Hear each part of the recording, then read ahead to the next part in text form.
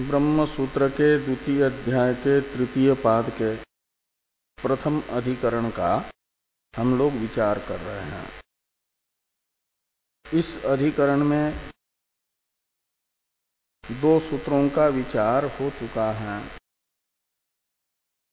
तीसरे सूत्र की चर्चा हम लोग कर रहे हैं। तीसरे सूत्र की चर्चा हम लोग कर रहे हैं।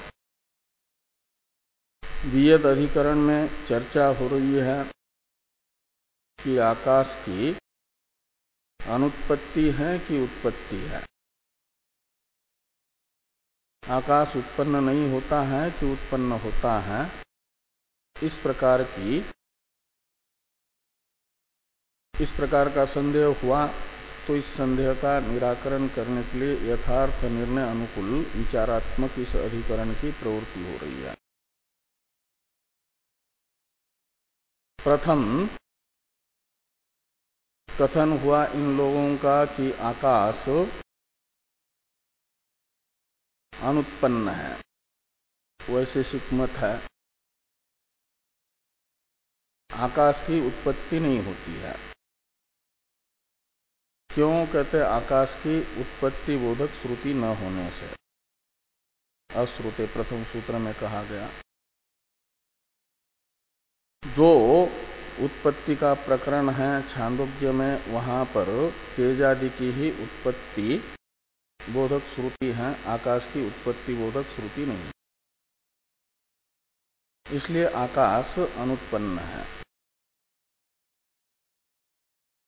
तो अन्य ने शंका की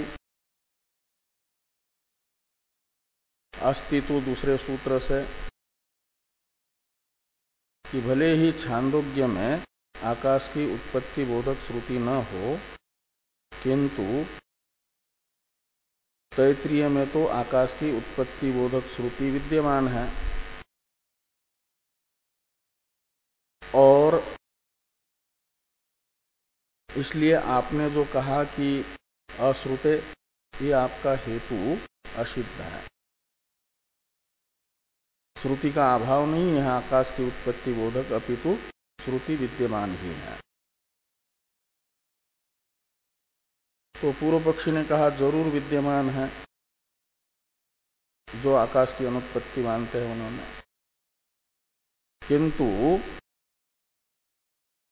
एक श्रुति आकाश की उत्पत्ति बता रही है, दूसरी नहीं बता रही है। दोनों में एक वाक्यत्व तो नहीं है, विरोध है।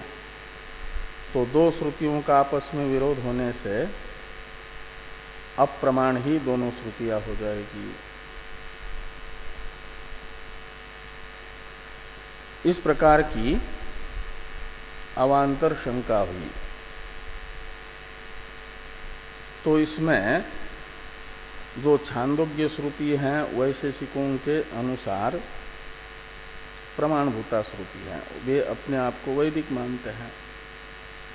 इसलिए वे कहते हैं कि दो श्रुतियों का आपस में जब विरोध हो रहा है तो मानना चाहिए, और एक वाक्य तो भी संभव नहीं है, तो मानना चाहिए कि इन दो श्रुतियों में से जो प्रत्यक्ष या अनुमान से संवादित श्रुति होगी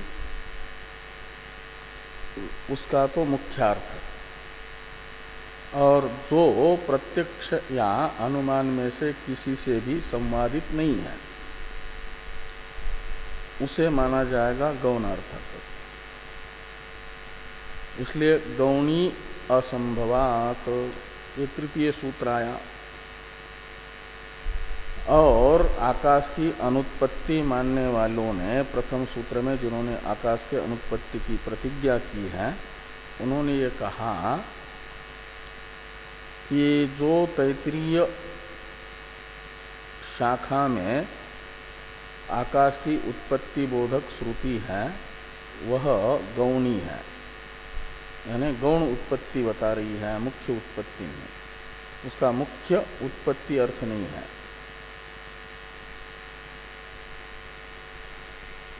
क्यों कहा? इसलिए कि आकाश की उत्पत्ति संभव नहीं है, असंभवात, यानी आकाशस्य मुख्य उत्पत्ति असंभवात।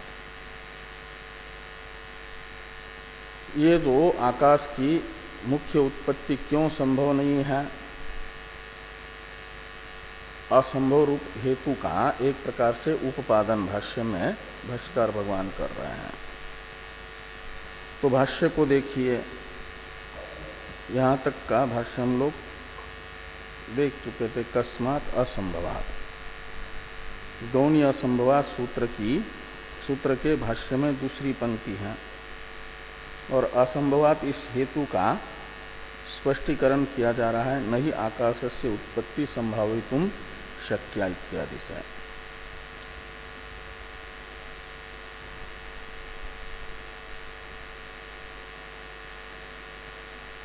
तो ये कहते हैं कि नहीं आकाशस्य उत्पत्ति ही संभावितुम शक्या श्रीमत्कनभुक अभिप्रायानुसारीसु जीवत्सु।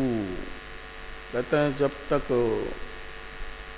श्रीमान कणाद जी के अनुयायी जीवित हैं तब तक आकाश की उत्पत्ति की संभावना नहीं बताई जा सकती। कणाद जी के अनुयायी एक भी जब नहीं रहेंगे तो माना जा सकता है, आप संभावना बता सकते हैं आकाश की उत्पत्ति की। लेकिन श्रीमत्कनभुक अभिप्राय अनुसारीसु जीवत्सु सत्सु आकाशस्य उत्पत्ति संभावितुम न शक्या। वैशेषिक शास्त्र के अनुयायी जब तक जीवित हैं तब तक आकाश की उत्पत्ति की संभावना नहीं बताई जा सकती। कैसे? कहते इस प्रकार है, यानी वैदिक लोग तो मान ही लेते हैं, लेकिन वे सामने तर्क करने के लिए आते हैं और वैदिक बताएंगे कि भाई आपका ये जो है तर्क अनुचित है। लेकिन उनका तो अपना अभिप्राय रहेगा कि तो ते ही कारण सामग्री असंभवात आकाशस्य उत्पत्तिम वारयन्ति। ते यानी कणाद अनुयायी न, वैशेषिक अनुयायी आकाशस्य उत्पत्तिम वारयन्ति, आकाश के उत्पत्ति का परिहार करते हैं, निराकरण करते हैं। क्यों? कारण सामग्री असंभवात, आकाश के उत्पत्ति की कोई सामग्री न होने से उत्पन्न होने वाले कार्य के लिए तीन कारणों का होना आवश्यक होता है। उनके अनुसार, आरंभवादी के अनुसार, समवायी कारण, असमवायी कारण और निमित्त कारण, तीन कारण होते हैं। जो भी उत्पन्न होने वाला कार्य है वह इन तीन कारणों से निष्पन्न होता है, उत्पन्न होता है।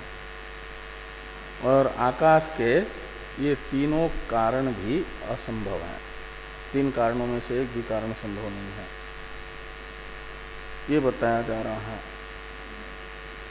तो एक प्रकार से ते ही कारण सामग्री असंभवात आकाशस्य उत्पत्तिम वारयन्ति, इसके द्वारा एक अनुमान बताया पूर्व पक्षी ने।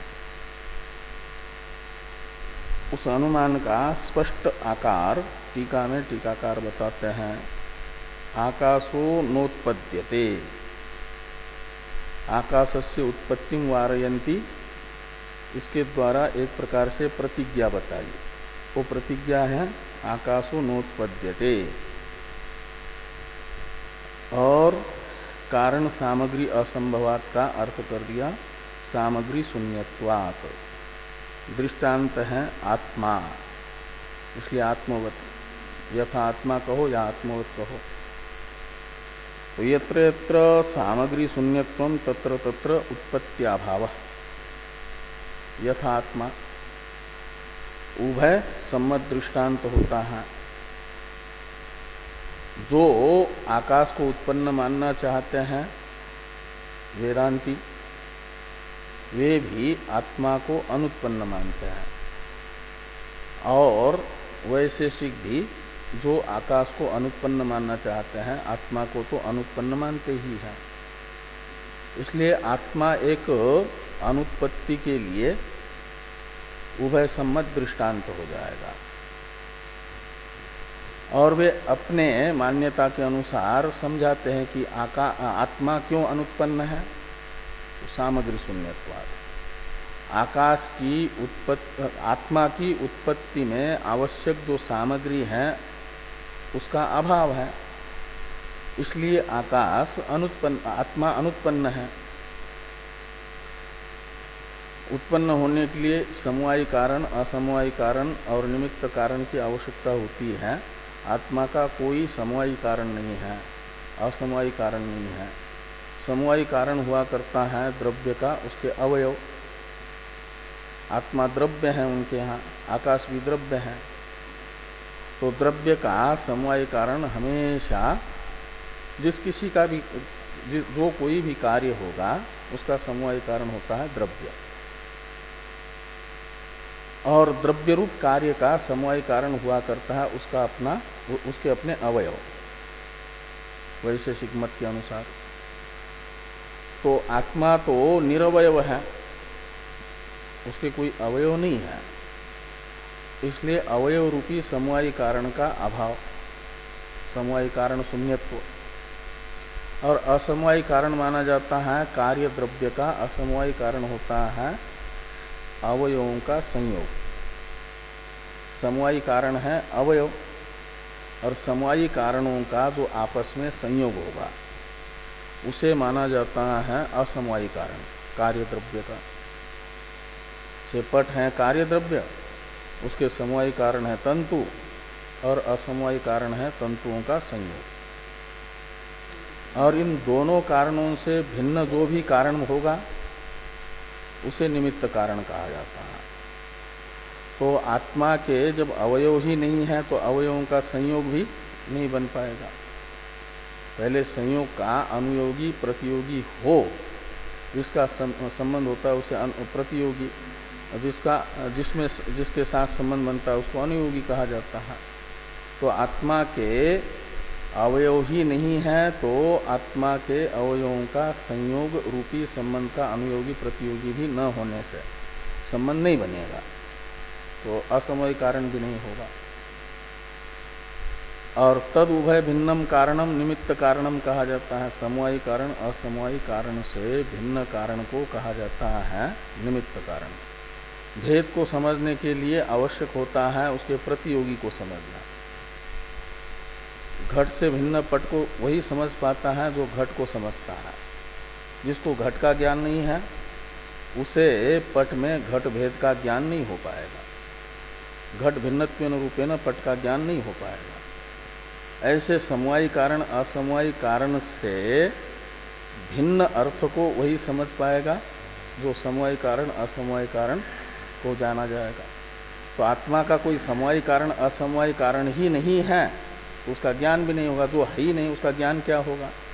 वंध्यापुत्र है ही नहीं तो उसका वो काला है कि गोरा है कैसे पता चलेगा?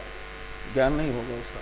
ऐसे आत्मा निरवय होने से उसके समवायी कारण असमवायी कारण का ज्ञान न होने से समवायी कारण असमवायी कारण भेद घटित लक्षण है जिस निमित्त कारण का, वो निमित्त कारण भी नहीं रहेगा। इसलिए तीनों कारण नहीं है तो सामग्री शून्य है। आत्मा सामग्री शून्य होने से उत्पन्न नहीं होता।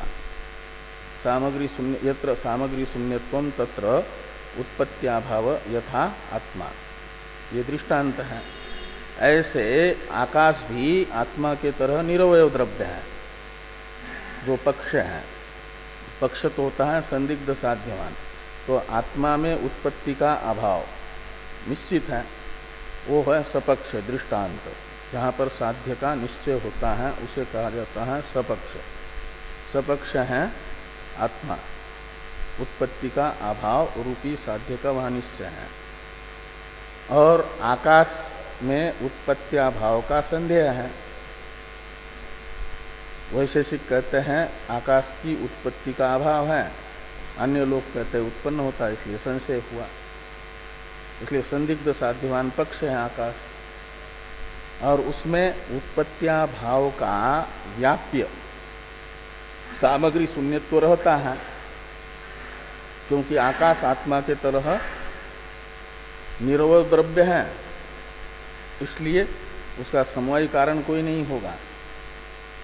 वो द्रव्य है और निरवय है तो अवयव ही समवायी कारण हुआ करता है। कार्य द्रव्य का तो कोई अवयव नहीं है उसका, और इसलिए उन अवयवों का संयोग रूपी असमवायी कारण भी नहीं होगा। और उन दोनों से भिन्न तो घटित जो है निमित्त कारण का भी निश्चय नहीं हो पाएगा। तो आत्मा के तरह ही आकाश में उत्पत्त्याभाव का व्याप्य सामग्री शून्यत्व रहा। तो ये नियम होता है कि व्याप्य जो है अपने व्यापक के बिना नहीं रहता। तो उत्पत्त्याभाव व्याप्य सामग्री शून्यत्ववान आकाश है, तो फिर सामग्री शून्यत्व के व्यापक उत्पत्त्याभाव से भी युक्त उसे मानना जरूरी होगा। इस अभिप्राय से ये अनुमान बताया कि आकाशो नोत्पद्यते सामग्री शून्यत्वात् आत्मवत्, टीका में। और यही प्रतिज्ञा यहाँ पर बताया, ये अनुमान का पूरा आकार ही बताया भाष्य में भाष्यकार भगवान ने कि ते ही कारण सामग्री असंभवात् आकाशस्य उत्पत्तिम वारयन्ति। अब ये सामग्री कारण सामग्री असंभवात्, ये जो हेतु है ना भाष्य में उस वाक्य में, उस हेतु का स्पष्टीकरण किया जा रहा है समवायी असमवायी इत्यादि से। आगे वाली पंक्ति में भाष्य में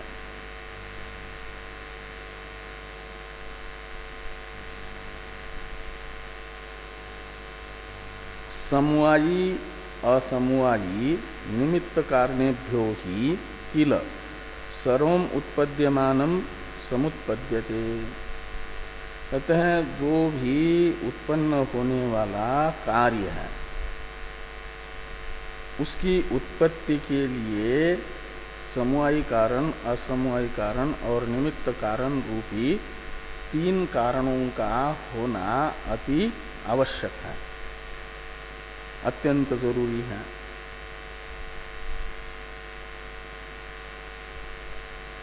और द्रव्यस्य च एक जातीयकम अनेकंच द्रव्यम समवायी कारणम भवति। तो कार्य अनेक प्रकार का है, द्रव्यात्मक भी कार्य है, गुणात्मक भी है, कर्मात्मक भी है, क्रियात्मक भी है, कर्म, ये सब कार्य होते हैं। तो ये जो 7 पदार्थ हैं उनमें से द्रव्य में से कुछ द्रव्य विशेष हैं जो कार्यात्मक है, पृथ्वी जल तेज। 9 द्रव्य में से ये 4 द्रव्य कार्यात्मक भी हैं और नित्य भी हैं। परमाणु रूप पृथ्वी आदि नित्य हैं, द्व्यणुक आदि रूप अनित्य हैं, कार्य रूप हैं। ऐसे गुण भी कुछ कार्यात्मक है, कर्म भी कार्यात्मक है। लेकिन उन जो भी उत्पन्न होगा, चाहे द्रव्य हो या गुण हो या कर्म हो, उसकी उत्पत्ति के लिए इन 3 कारणों का होना जरूरी होता है। इन 3 से ही वो उत्पन्न होता है। और अब कार्य 3 प्रकार का हुआ, द्रव्य गुण कर्म।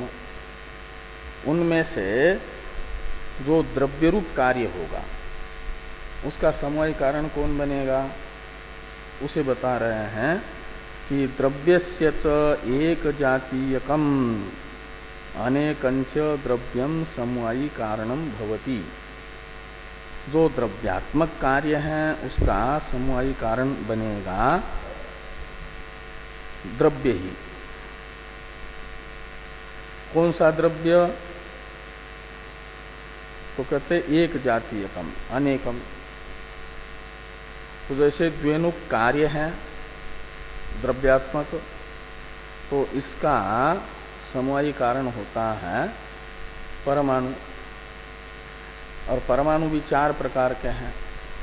पृथ्वी के परमाणु अलग हैं, जल के परमाणु अलग हैं, तो तेज के परमाणु अलग हैं, वायु के परमाणु अलग हैं उनके अनुसार।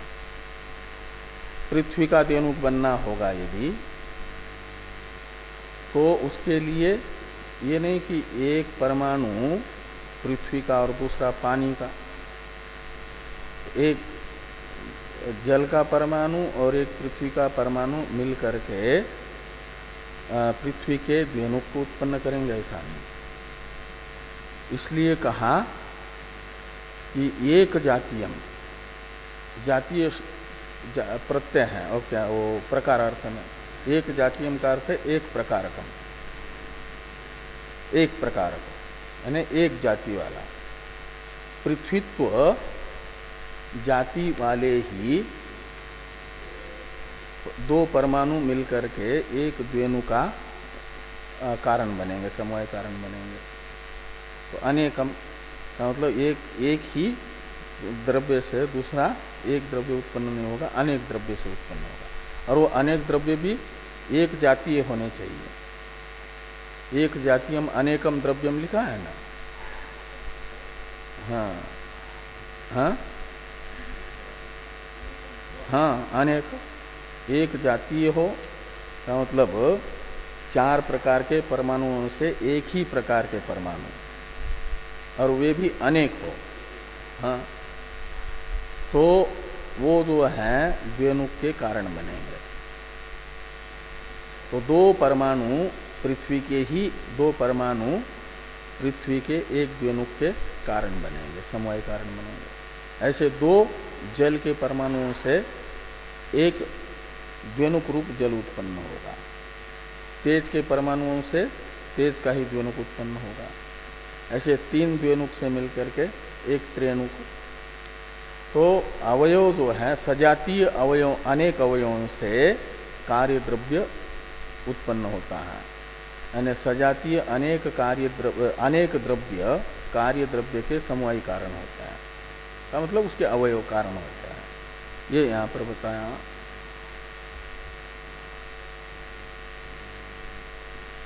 तो न च आकाशस्य एक जातीयकम अनेकंच द्रव्यम आरंभकम अस्ति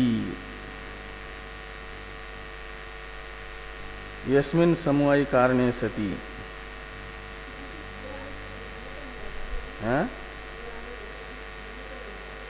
द्वेनुक नहीं, उसमें उद्भूत रूप नहीं होता, त्रेणुक दिखता है। हाँ हाँ, परमाणु और द्वेनुक में अनुभूत रूप होता है। जो उद्भूत रूप का आश्रयभूत द्रव्य है उसको देख सकते हैं, त्रेणुक को देख सकते हैं। तो ये कहते हैं कि न च आकाशस्य एक जातीयकम अनेकंच द्रव्यम आरंभकम अस्ति यस्मिन् समवायी कारणे सति आकाश उत्पद्येत। ऐसा अन्वय करिए। कहते हैं कि आकाश के समान जाति वाले अनेक द्रव्य समवायी कारण बन सके ऐसे कोई है नहीं, क्योंकि आकाश निरवयव है। पृथ्वी आदि के द्वेनुक आदि तो सावयव है, इसलिए उनके अवयव तो परमाणु बन सकते हैं। लेकिन आकाश निरवयव होने के कारण आकाश के आरंभक अनेक सजातीय द्रव्य कोई है नहीं जिस सजातीय अनेक द्रव्य रूपी समवायी कारण के रहने पर आकाश उत्पन्न हो सके। हाँ, आकाश उत्पन्न हो जाए। हाँ, उसके कोई अवयव नहीं है इसलिए।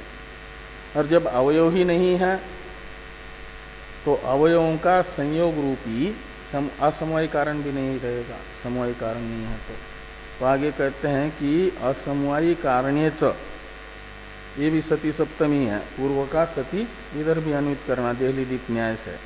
सती शब्द का अन्वय समवायी कारण्य सती इसके साथ भी और सती असमवायी कारण्य च इसके साथ भी है। वो असमवायी कारण कौन? तत्संयोग। तत्संयोग में तत्का अर्थ है अवयव, तो अवयव रूपी समवायी कारण के अवयव का संयोग रूप असमवायी कारण के भी रहने पर आकाश उत्पन्न हो जाए, ऐसा वो असमवायी कारण भी नहीं है, समवायी कारण भी नहीं है, असमवायी कारण भी नहीं है आकाश का, और निमित्त कारण भी नहीं है। उसे आगे कह रहे हैं कि तद अभावात तू तद अनुग्रह प्रवृत्तम निमित्त कारणम दुरापेतम एव आकाशस्य भवति। तो तद अभावात का अर्थ हुआ, इसमें तत् का अर्थ है तयोः, अभाव तद अभाव, और तयो से लीजिए समवायी असमवायी कारणयोः, समवायी कारण असमवायी कारण का अभाव होने पर तद अभाव का अर्थ है ये अभाव होने से तद अनुग्रह प्रवृत्तम, तद अनुग्रह प्रवृत्तम का मतलब समवायी कारण असमवायी कारण के ज्ञान से ज्ञात होने वाला जो निमित्त कारण है, तद उभय भिन्नम कारणम निमित्त कारणम। निमित्त कारण को जानने के लिए समवायी कारण असमवायी कारण का ज्ञान जरूरी है। क्यों? निमित्त कारण है समवायी कारण असमवायी कारण के भेद से युक्त, और भेद ज्ञान के लिए प्रतियोगी का ज्ञान आवश्यक होता है। प्रतियोगी है समवायी कारण असमवायी कारण, और जब समवायी कारण असमवायी कारण ही है नहीं आकाश का, तो फिर आकाश के समवायी कारण असमवायी कारण का ज्ञान न होने से उसके भेद घटित निमित्त कारण का भी निश्चय नहीं हो पाएगा। इसलिए कहते हैं निमित्त कारणम दुरापेतम एव आकाशस्य भवति। इस प्रकार तीन प्रकार का कारण ही तो सामग्री है, और इन तीन प्रकार के कारणों में से एक भी कारण आकाश का विद्यमान है नहीं, इसलिए सामग्री शून्यत्व है, कारण सामग्री असंभव है, इसलिए आकाशो न उत्पद्यते, आकाश उत्पन्न नहीं होगा। थोड़ी टीका है, जो टीका में अनुमान बताया ना, आकाशो नोत्पद्यते सामग्री शून्यत्वात् आत्मवत, इसमें सामग्री शून्यत्व रूप हेतु के असिद्धि की आशंका करके निराकरण किया जा रहा है। नच अविद्या ब्रह्मणो सत्वात् हेत्व सिद्धि, यदि वेदांती ये कहें, ये तो वैशेषिक है ना पूर्व पक्षी, आकाश की अनुत्पत्ति बताने वाले, आकाश उत्पन्न नहीं होता है, अपनी इस प्रतिज्ञा की सिद्धि के लिए वैशेषिक कह रहे हैं कि सामग्री शून्यत्व है। लेकिन वेदांती यदि ये बताएं कि आकाश में सामग्री शून्यत्व नहीं है, लेकिन आकाश की उत्पत्ति के लिए अपेक्षित सामग्री है, वो क्या? ब्रह्म और अविद्या, यही तो कारण है। परिणामी उपादान कारण अविद्या, विवर्त उपादान कारण ब्रह्म, और कर्ता रूप निमित्त कारण भी वही है। तो अविद्या और ब्रह्म रूपी सामग्री के विद्यमान होने से सामग्री शून्यत्व रूप जो हेतु है पूर्व पक्षी का, वह असिद्ध है, सिद्ध नहीं होगा। ऐसी शंका यदि वेदांती वैशेषिकों के प्रति करते हैं, तो वैशेषिक कहते हैं नच हेत्व सिद्धि, नच को इधर लीजिए या नच वाच्यम ऐसा अध्यार कर दीजिए। ऐसा क्यों कहते? इसलिए कि विजातीयत्वेन अनयोहो आरंभकत्व अयोगात् और असंयुक्तत्वाच्च। कहते हैं दो हेतु बताएं, हेतु सिद्धि नहीं बता सकते इसमें। एक तो मान लिया हमने कि ब्रह्म और अविद्या है, लेकिन ब्रह्म और अविद्या और इन दोनों को द्रव्य भी मान लिया। मान लो ब्रह्म तो आत्मा है, उनके यहाँ तो द्रव्य ही है, अविद्या को भी मान लिया कि वो भी द्रव्य है, लेकिन ये दोनों सजातीय द्रव्य तो नहीं है,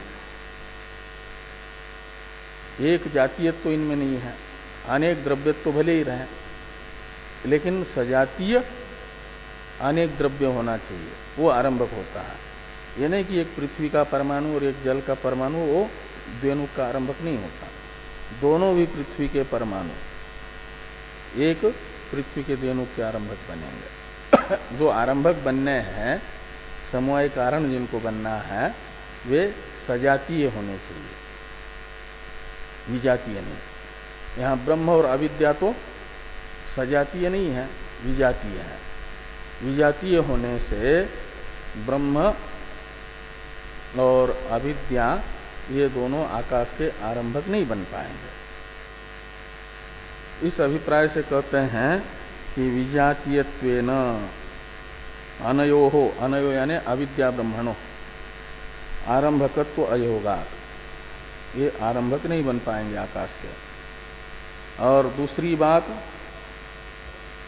इन दोनों यानी इनमें समवायी कारणत्व तो नहीं है, ये बताया। समवायी कारण का लक्षण होता है सजातीय होना चाहिए, सजातीय अनेक द्रव्य समवायी कारण होता है।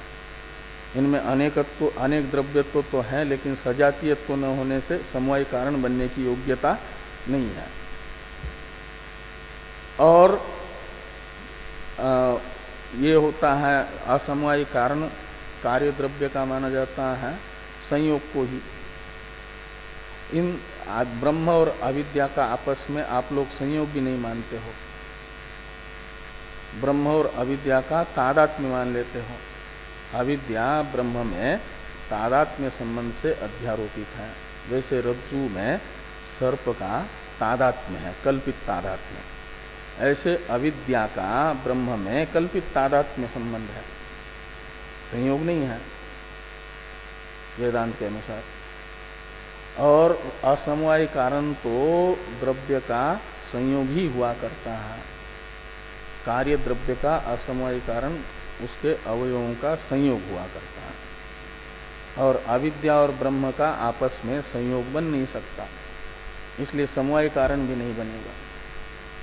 तो ऐसे ब्रह्म के और अविद्या के होते हुए, विजातीय अविद्या और ब्रह्म के होते हुए आकाश के समवायी कारण का अभाव जो हमने बताया वो भी बरकरार है, और अविद्या और ब्रह्म का आपस में संयोग भी न बनने के कारण असमवायी कारण का अभाव भी विद्यमान ही है।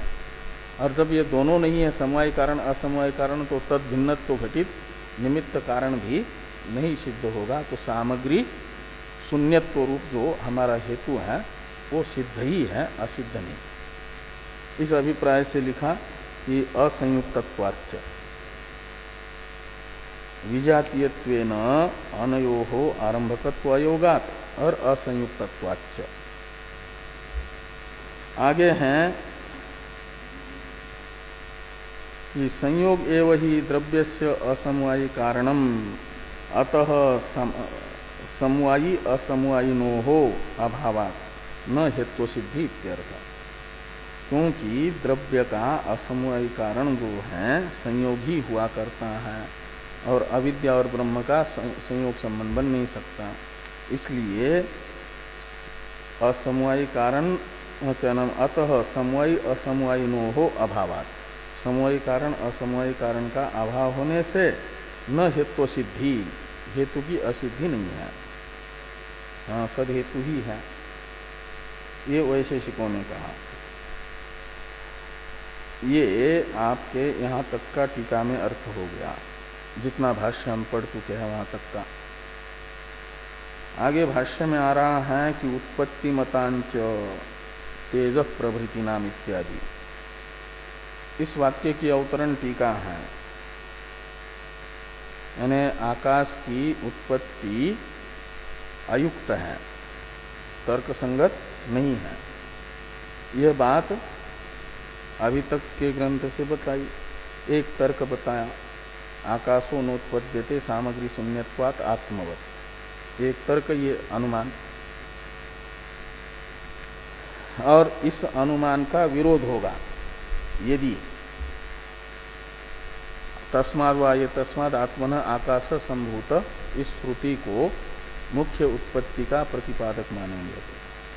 और वैशेषिकों के यहाँ शब्द प्रमाण है, लेकिन स्वतः प्रमाण नहीं। प्रत्यक्ष प्रमाण से या अनुमान प्रमाण से अनुमोदित जो शब्द है वो प्रमाण होता है।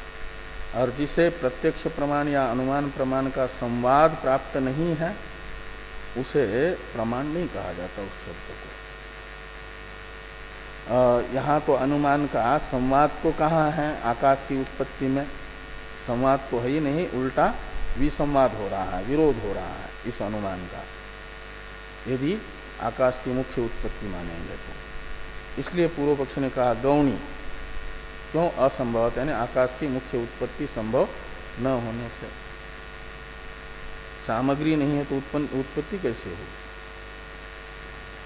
एक तर्क बताया आकाश की अनुत्पत्ति में, और भी तर्क बताया जा रहा है आकाश की अनुत्पत्ति की ही दृढ़ता में, उत्पत्ति मतांच इत्यादि से। इसका अवतरण है टीका में, प्राग अभाव शून्यत्वाच्च आत्मवत आकाशो नोत्पद्यते इति आह उत्पत्ति मतांचेति। कहते हैं कि जैसे आत्मा का प्राग अभाव न होने से आत्मा उत्पन्न नहीं होता। 9 निमित्त कारण, साधारण निमित्त कारणों में भी फिर अवान्तर 2 भेद होते हैं। 3 कारण बताया ना शुरू में, समवायी कारण, असमवायी कारण, निमित्त कारण। समवायी कारण तो द्रव्य ही होगा, असमवायी कारण या तो गुण या तो कर्म होता है, और निमित्त कारण के फिर अवान्तर 2 भेद है, साधारण निमित्त कारण, असाधारण निमित्त कारण। जैसे घट के प्रति असाधारण निमित्त कारण है चक्र, दंड, कुलाल, ये घट के निमित्त कारण है, समवायी कारण असमवायी कारण से भिन्न कारण है, लेकिन असाधारण निमित्त कारण। और 9 साधारण कारण होते जो कार्य मात्र के प्रति कारण बने। ईश्वर है, ईश्वर का ज्ञान है, इच्छा है, कृति है, ये 4 है। काल और अदृष्ट, प्राग अभाव, प्रतिबंधक अभाव, ये होते हैं 9 जो है साधारण कारण। ये कार्य मात्र के प्रति कारण होंगे, घट के प्रति भी कारण होंगे तो पृथ्वी के द्व्यनुकादि के प्रति भी कारण होंगे। तो इनमें 9 साधारण निमित्त कारण में एक प्राग अभाव भी कारण बताया गया है, और वो प्राग अभाव रूप साधारण निमित्त कारण के न होने से भी ये आकाश उत्पन्न नहीं होगा, ये बताया जा रहा है कि प्राग अभाव शून्यत्वाच्च, जैसे सामग्री शून्यत्व में वो 3 कारण का अभाव बताया, ऐसे अब निमित्त कारणों में भी जो एक साधारण निमित्त कारण विशेष है, कौन? प्राग अभाव, उसका भी अभाव होने से, प्राग अभाव शून्यत्व यानी प्राग अभाव का अभाव होने से क्या होगा कि आत्मवत आकाशो नोत्पद्यते। जैसे आत्मा के प्राग अभाव का अभाव होने से आत्मा उत्पन्न नहीं होता, ऐसे आकाश के भी प्राग अभाव का अभाव होने से क्या होगा कि आकाश उत्पन्न नहीं होगा। इस अभिप्राय से कह रहे हैं कि उत्पत्ति मतांच तेज प्रभृति नाम पूर्वोत्तर कालयोर विशेष संभाव्यते प्राग उत्पत्ते प्रकाशादि कार्यम न बभूव पश्चाच्च भवति इति। कहते जो उत्पन्न होने वाले तेजादि कार्य हैं, द्रव्य है, उनके उत्पत्ति से पहले और उत्पत्ति के बाद में कुछ भेद प्रतीत होता है, विशेषता प्रतीत होती है। क्या विशेषता प्रतीत होती है? तो जैसे तेज के विषय में ये विशेषता प्रतीत होती है कि तेज के उत्पन्न होने से पहले तेज का जो कार्य है चाक्षुष अनुभव, प्रकाश शब्द से यहां पर लेना चाक्षुष अनुभव, यानी रूप चक्षु इंद्रिय से रूप या रूपवान वस्तु का ज्ञान। बिल्कुल घना अंधकार हो, कोई प्रकाश न हो, तो रूप या रूपवान वस्तु दिखती है क्या? नहीं दिखती। वो प्रकाश का अभाव, वो चाक्षुष अनुभव नहीं होगा।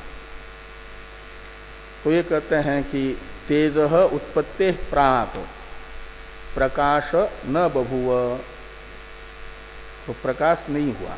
प्रकाश नहीं हुआ का मतलब चाक्षुष अनुभव नहीं हुआ, क्योंकि चाक्षुष ज्ञान के प्रति तेज को, तेज संयोग को भी कारण माना है।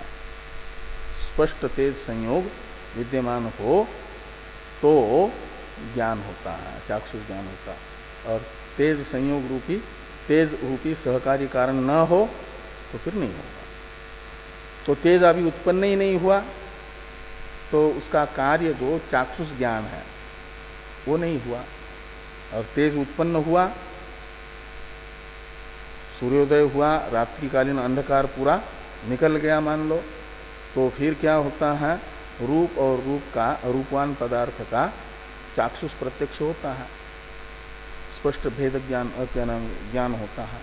ये प्रकाश हुआ। प्रकाश का अर्थ है चाक्षुष ज्ञान। ये टीका में लिखा टीकाकार ने कि प्रकाश चाक्षुष अनुभव, टीका में लिखा है ना।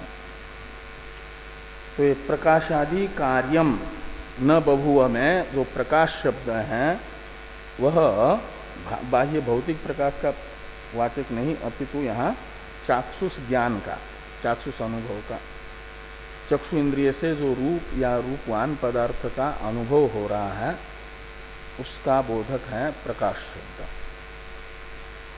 तेज की उत्पत्ति से पहले प्रकाशो न बभूवा का मतलब चाक्षुष अनुभव नहीं हुआ, और तेज की उत्पत्ति के पश्चात वो रूप या रूपवान वस्तु का चाक्षुष अनुभव होता है, चक्षु इंद्रिय से ज्ञान होता है। तो ये विशेषता हुई ना उत्पत्ति से पहले तेज के और उत्पत्ति के बाद में। क्या विशेषता हुई? चाक्षुष अनुभव का न होना और होना रूप विशेषता। ऐसे यानी जो उत्पन्न होने वाला पदार्थ है उसके कार्य का उत्पत्ति से पहले अभाव और उत्पत्ति के बाद भाव रूप, ये विशेषता देखी जा रही है। तो प्रकाशादि कार्यम न बभूव में आदि शब्द है ना, प्रकाशादि के पास में आदि शब्द है। इस आदि शब्द से किसको लेना है? तो टीकाकार कहते हैं आदि शब्द से आदि पदार्थ तयोहो ध्वंस पाकयोर, तमो ध्वंस पाकयोर ग्रहणम। तो आदि पदार्थ तमो ध्वंस पाकयोर ग्रहणम प्रकाशादि कार्यम न बभूव में जो आदि शब्द है वह बता रहा है तम का जो दूसरा कार्य है क्या? जैसे चाक्षुष अनुभव एक कार्य है, ऐसे तमोध्वंस यानी अंधकार की निवृत्ति, ये भी एक प्रकाश का तेज का कार्य है। और पाक, पाक कहते हैं विलक्षण तेज संयोग को, और पाक शब्द का जो प्रसिद्ध अर्थ है वो भी ले लो, अग्नि रूपी तेज है वो न हो तो रोटी पक सकती है, दाल पक सकती है, कुछ भी नहीं, भोजन बन ही नहीं पाएगा। पाक शब्द का प्रसिद्ध जो अर्थ है भोजन, वो भी लेते हैं तो वो भी नहीं बन पाएगा। और वैशेषिक शास्त्र में पाक शब्द एक विलक्षण तेज संयोग का भी वो वाचक है। पृथ्व्याम पाकजम कहा जाता है ना, रूपादि चतुष्टयम पृथ्व्याम पाकजम, और जलादि में दोनों प्रकार का है, यानी पृथ्वी में पाकज अपाकज, पाकज ही है, और जलादि में पाकज अपाकज दोनों प्रकार का है। तो ये जो है आपका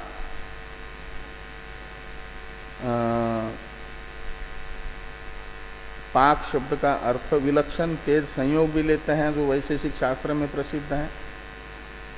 तो तेज का संयोग है तो तेज से जन्य होगा, संयोग एक गुण है ना, उसका समवायी कारण रहेगा तेज, तेज का संयोग होने से। आम्रादि फलों के साथ एक विलक्षण तेज का संयोग होता है तो आम्रादि का रूप परिवर्तित होता है, स्पर्श परिवर्तित होता है, रस परिवर्तित होता है। तो उसके लिए तेज का संयोग जरूरी होता है। एक विलक्षण तेज संयोग जब रूप को परिवर्तित करने वाला होता है तो पूर्व रूप नष्ट होता है, उत्तर रूप का निर्माण होता है, आरंभ होता है। दूसरा एक विलक्षण तेज संयोग होता है तो स्पर्श मुलायम हो जाएगा। कई बार ऐसा होता है रूप बदल जाता है, हरा पीला पड़ जाता है, लेकिन कड़ा का कड़ा रह जाता है। तो माना जाता है कि रूप को परिवर्तित करने वाला रूप का आरंभक तो तेज संयोग बना और स्पर्श का आरंभक तेज संयोग नहीं हुआ। बाद में फिर स्पर्श का आरंभक तेज संयोग होता है तो मुलायम भी हो जाता है आम। और लेकिन खा करके देखेंगे तो जिस समय कच्चा था खट्टा जैसा होता है, ऐसा ही कई बार खट्टा रह जाता है। तो माना जाता है कि रस को परिवर्तित करने वाला जो पाक था, तेज संयोग था, वो नहीं हुआ। तो ये अनेक प्रकार के तेज संयोग होते हैं। तो वो तेज उत्पन्न हो जाएगा तब न तेज संयोग होगा, पाक होगा, और उससे जो है रसादि का आरंभ होगा। वो पाक को भी ले सकते हैं, पाक शब्द का जो वैशेषिक शास्त्र में प्रसिद्ध अर्थ है, और जो लौकिक अर्थ है पाक शब्द का वो भी ले सकते हैं। वो आदि शब्द से इन दोनों को लेना, तमो ध्वंस और पाक, ये भी तेज की उत्पत्ति से पहले नहीं होते हैं, और तेज उत्पन्न होता है तो होते हैं। ये विलक्षणता देखी गई। उत्पन्न होने वाला तेज है तो तेज के उत्पत्ति से पहले और उत्पत्ति के बाद में अलग अलग विशेषता देखी जा रही है। ऐसी विशेषता आकाश के विषय में नहीं देखी जाती, इसलिए भी आकाश अनुत्पन्न है, ये माना जाएगा। उत्पन्न होने वाले तेज आदि के विषय में जो विशेष देखने को मिल रहा है, वह विशेष आकाश में नहीं देखा जाता है, इसलिए आकाश अनुत्पन्न ही है। इस अभिप्राय से लिखा है। आकाशस्य च, आगे वही लिखते हैं कि आकाशस्य च नहीं, आकाशस्य पुनर्न पूर्वोत्तर कालयोर विशेष संभावितुम शक्यते। तो आकाश में पूर्वोत्तर काल में कोई विशेषता का दिखाना संभव नहीं है। जैसे तेज का कार्य है प्रकाश आदि, ऐसा आकाश का कोई कार्य बता दे, ये बताना संभव नहीं है। यदि कोई कहे कि आकाश का कार्य ये है, टीका में लिखते हैं टीकाकार कि मूर्त द्रव्याश्रयत्वम ही आकाशस्य कार्यम, आकाश का कार्य है मूर्त द्रव्याश्रयत्व। जैसे तेज का कार्य है प्रकाश आदि, ऐसे आकाश का कार्य है मूर्त द्रव्याश्रयत्व। और ये मूर्त द्रव्याश्रयत्व रूप जो कार्य है उसका अभाव और भाव, जैसे प्रकाश आदि का अभाव हुआ तेज आदि की उत्पत्ति से पहले और तेज आदि के उत्पत्ति के बाद भाव हुआ, ऐसे मूर्त द्रव्याश्रयत्वम इसको माना जाएगा आकाश का कार्य और उसका भावाभाव रूप विशेष मान लो। क्या? हाँ, क्रियावत्व मूर्तत्व। तो क्रियावान द्रव्य को मूर्त द्रव्य कहते हैं। ऐसे मूर्त द्रव्य 5 हैं इनके यहां, पृथ्वी, जल, तेज, वायु और मन, इनमें क्रिया होती है। तो इनको कहा जाता है, इन 5 को मूर्त द्रव्य, क्रियावान द्रव्य को मूर्त द्रव्य कहते हैं। और उनका जो आश्रय है उसे कहते हैं आकाश। तो मूर्त द्रव्य आश्रयत्वम, ये आकाश का कार्य मानेंगे। तो कहते हैं ठीक है मान लो, लेकिन ये जो है कोई विशेषता इस कार्य में दिखेगी नहीं। इस कार्य का तो हमेशा भाव ही है, कभी अभाव नहीं होगा। जैसे इस समय मूर्त द्रव्य पृथ्वी आदि का आश्रय आकाश है, ऐसे प्रलय काल में भी उनके यहां मन नित्य है। मन परमाणु रूप नित्य द्रव्य है, मूर्त है, वो रहता है क्रियावान मूर्त द्रव्य। ऐसे पृथ्वी के परमाणु वो भी तो मूर्त द्रव्य है, जल के परमाणु, तेज के परमाणु, वायु के परमाणु। हाँ, वो नित्य है। तो आकाश भी रहेगा और ये परमाणु रूप पृथ्वी तो नित्य है। और आपका जो है जलादि के परमाणु भी नित्य है, मन भी नित्य है। तो मूर्त द्रव्य तो प्रलय काल में भी रह रहे हैं। तो मूर्त द्रव्य आश्रय रूप कार्य जो है उस समय भी है, उसका अभाव तो नहीं। जैसे प्रकाश का अभाव है तेज के उत्पत्ति से पहले, ऐसे वैशेषिक कहते हैं कि मूर्त द्रव्य आश्रयत्व तो प्रलय काल में भी विद्यमान होने से ये कोई विशेषता सिद्ध नहीं होगी सृष्टि काल में और प्रलय काल में। जैसे प्रलय काल में रूपवान द्रव्य का ज्ञान नहीं होता तेज के अभाव में, ऐसे वहां मूर्त द्रव्य आश्रयत्व का कहीं अभाव थोड़ा ही है, उस समय वो है। तो ये लिखते हैं कि मूर्त द्रव्य आश्रयत्व ही आकाशस्य कार्यम तच्च प्रलयेपि अस्ति परमाणु आश्रयत्वात्। परमाणु का आश्रय प्रलय काल में आकाश बनने के कारण अतो न प्राग अभाव, इसलिए आकाश के प्राग अभाव का वर्णन नहीं किया जा सकता। मतलब आकाश के प्राग अभाव को नहीं बताया जा सकता। तो प्राग अभाव का अभाव ही रहा। तो प्राग अभाव तो एक साधारण निमित्त कारणों में से निमित्त कारण विशेष है, वो नहीं है तो फिर आकाश उत्पन्न नहीं होगा। हाँ, उत्पन्न होने के लिए आवश्यक है प्राग अभाव होना। आकाश का वो प्राग अभाव हो नहीं पा रहा है, इसलिए आकाश उत्पन्न नहीं होता। तच्च प्रलयति अस्ति परमाणु आश्रयत्वात् अतो न प्राग अभाव इत्यर्थ। किम ही प्राग उत्पत्ति अनवकाशम इत्यादि की अवतरण टीका है भाष्य टीका में, लेकिन इस पर चर्चा हम लोग करते हैं कल।